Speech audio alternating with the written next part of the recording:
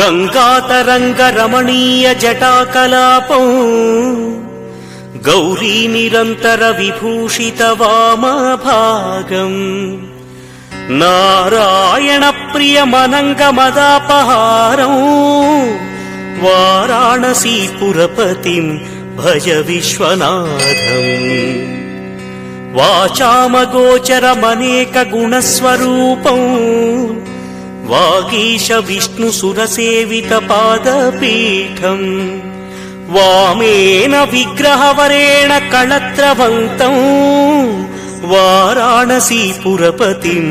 भज विश्वनाथम् भूताधिपम् भुजगभूषणभूषिताङ्गम् व्याघ्राजिनाम्बरधरम् जटिलम् त्रिनेत्रम्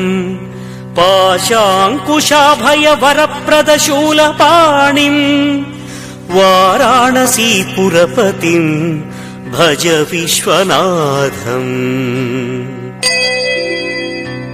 सीतांशुशोभितकिरीटविराजमानम् फालेक्षणानलविशोषित पञ्चबाणम्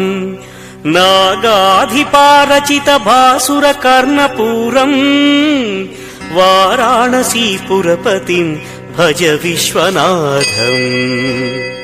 पञ्चाननम् दुरितमत्तमतङ्गजाना नागान्तकम् दनुजपुङ्गवपन्नगानाम् दावानलम् मरणशोकजराटवीनाम् वाराणसीपुरपतिम् भज विश्वनाथम् तेजोमयम् सगुणनिर्गुणमद्वितीयम् आनन्दकन्दमपि राजितमप्रमेयम् नागात्मकम् सकलनिष्कळमात्मरूपम् वाराणसीपुरपतिम् भज विश्वनाथम् आशाम् विहाय परिहृत्य परस्य निन्दाम् उपेरतिम् च सुनिवार्य मनस्समाधौ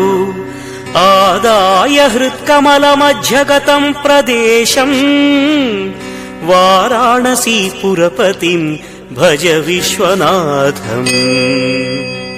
रागादिदोषरहित स्वजनानुरागम् वैराग्यशान्तिनिलयम् गिरिजासहायम् माधुर्यधैर्यशुभगम् गरलाभिरामम् वाराणसीपुरपतिम् भज विश्वनाथम् वाराणसीपुरपतेस्तवनम् शिवस्य व्यासोक्तमष्टकमिदम् पठिता मनुष्याः विद्याम् श्रियं विपुलसौख्यमनौतकीर्तिम् सम्प्राप्य देहविलये लभते च मोक्षम् विश्वनाथाष्टकमिदम् यः पठेच्छिव सन्निधौ शिवलोकमवाप्नोति शिवेन सह मोदते।